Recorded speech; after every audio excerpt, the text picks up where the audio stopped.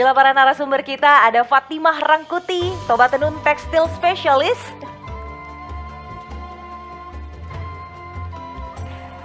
Ada Las Maria Manulang, champion perajin tenun Jabu Bonang.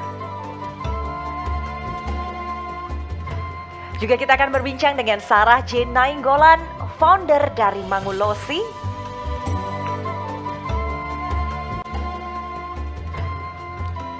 Serta Bagus Gali Hastosa, founder Manikan. Tentunya tidak ketinggalan ada Oi selaku penggagas Suara Gembira. Dan inilah para pembicara kita pada webinar sesi yang pertama hari ini. Baiklah, tentunya inilah para pembicara kita tentunya. Wah, sudah langsung menyapa ya, sudah langsung dada-dada ke kamera. Apa kabar semuanya? Semoga semua dalam keadaan sehat.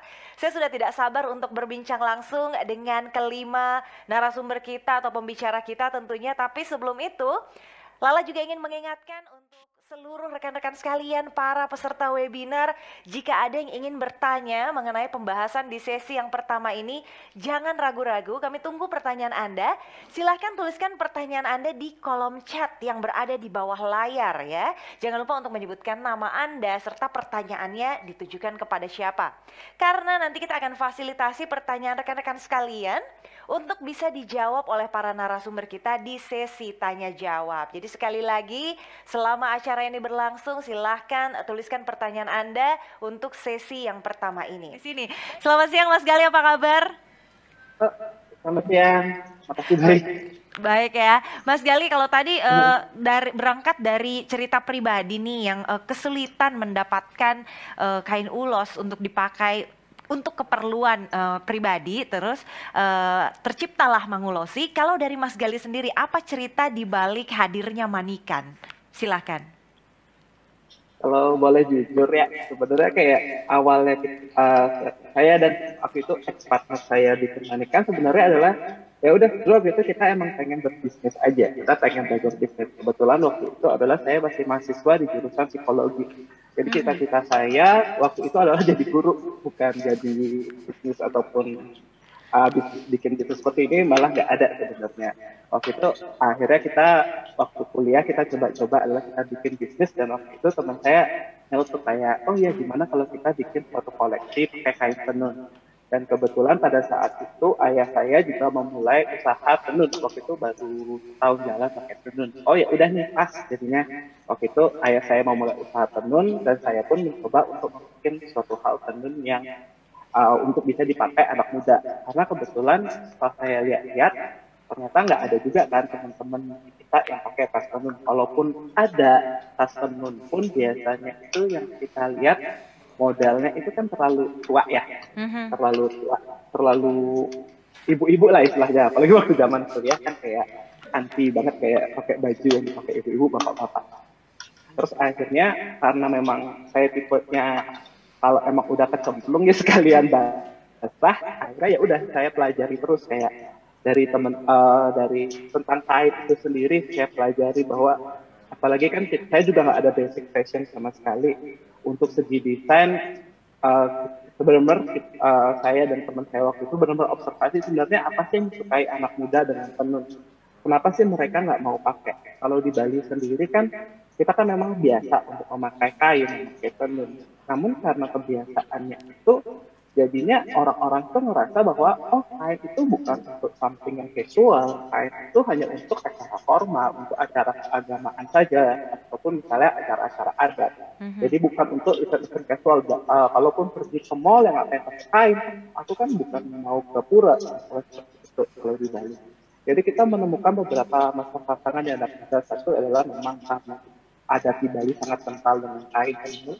Nomor duanya adalah memang karena dirasa pakai kain itu seperti biasa, lihatnya seperti ibu-ibu, bapak-bapak, jadi mereka benar-benar nggak mau pakai itu di sana.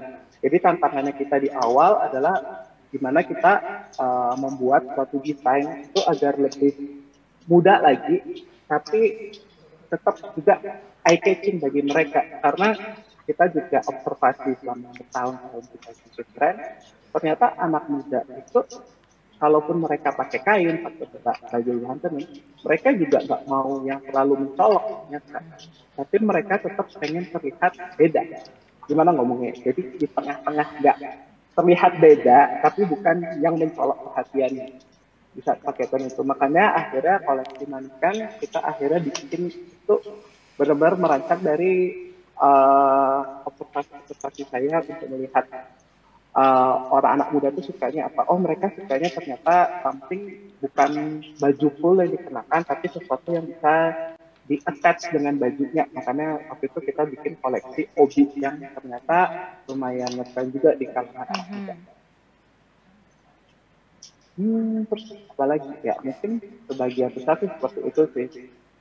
Oke, jadi ini karena kecipratan akhirnya jadi kecemplung kurang lebih seperti itu ya Mas Iya, Gali ya.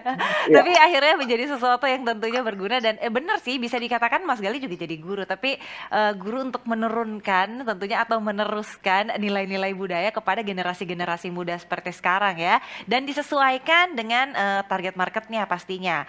Nah, budaya. Kalau dari Mas Gali sendiri kira-kira seperti apa Mas Gali?